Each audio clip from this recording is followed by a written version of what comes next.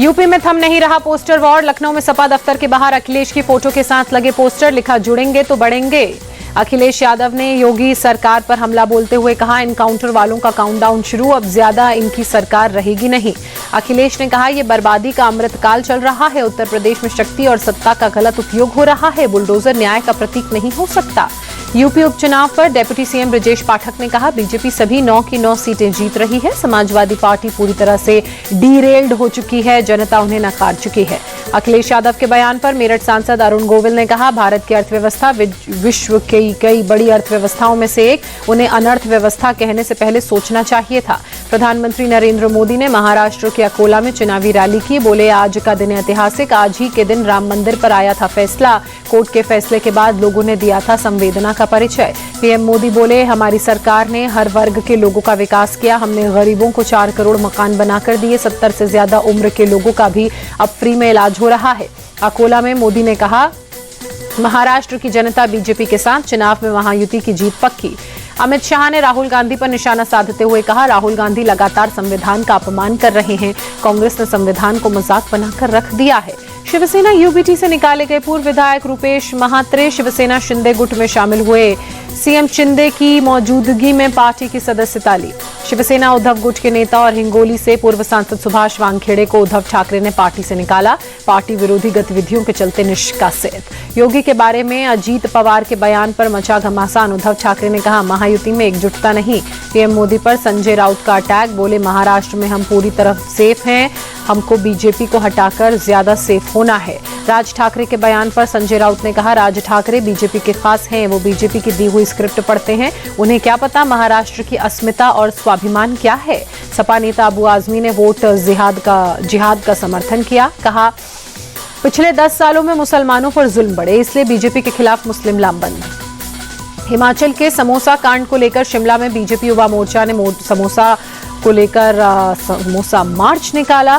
CM Sukhu की तस्वीर को समोसा खिलाकर विरोध प्रदर्शन किया। हिमाचल प्रदेश में समोसा विवाद के बीच पूर्व सीएम जयराम ठाकुर ने कार्यकर्ताओं के साथ समोसा पार्टी की। कहा, राज्य सरकार के फैसले का देश भर में उड़ाया जा रहा है मजाक। झारखंड सीएम हेमंत सोरेन के निजी सचिव सुनील श्रीवास्तव के यहां आयकर विभाग का छापा। रांची, जमशेदपुर समेत 9 ठिकानों पर रेड। दिल्ली में विधानसभा चुनाव में आम आदमी पार्टी और कांग्रेस के बीच नहीं होगा गठबंधन। दिल्ली कांग्रेस अध्यक्ष देवेंद्र यादव ने कहा, आपसे गठबंधन की अब गुंजाइश नहीं। 11 साल से आपने दिल्ली के साथ अन्याय किया।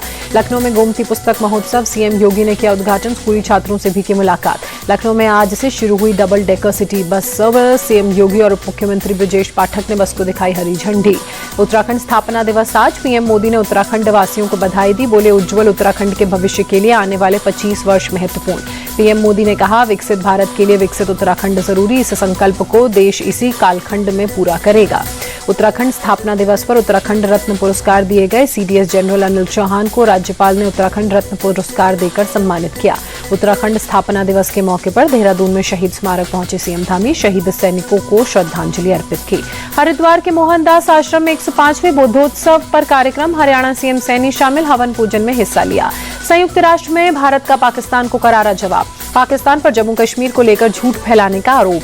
भारत की तरफ से बीजेपी सांसद सुधांशु त्रिवेदी ने दिया जवाब। बोले, पाकिस्तान झूठे आरोप लगाने से बाज आए, आरोप से तथ्य नहीं बदल जाएंगे। प्रधानमंत्री मोदी ने रतन टाटा को लेकर एक अखबार में लिखी लेख।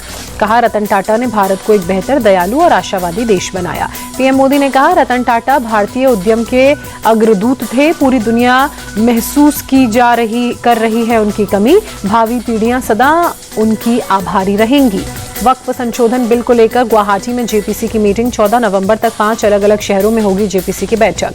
दिल्ली के कई इलाकों में AQI 400 पार, बवाना में 409, रोहिणी में 401 दर्ज। दिल्ली के आनंद विहार में 393, अशोक विहार में 382, ओखला, पटपड़गंज, पंजाबी बाग और वजीरपुर में 350 के पार एयर क्वालिटी इंडेक्स। दिल्ली में जगह जगह किया जा रहा पानी का छिड़काव। बढ़ते प्रदूषण को कम करने के लिए हो रहा छिड़काव।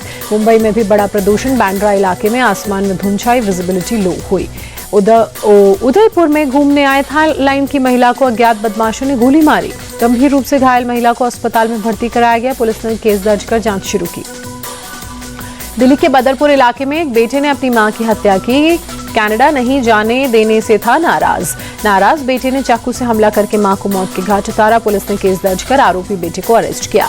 पश्चिम बंगाल के हावड़ा के पास रेल हादसा, सिकंदराबाद शालीमार सुपरफास्ट एक्सप्रेस के पास वैन के 2 डिब्बे पटरी से उतरे।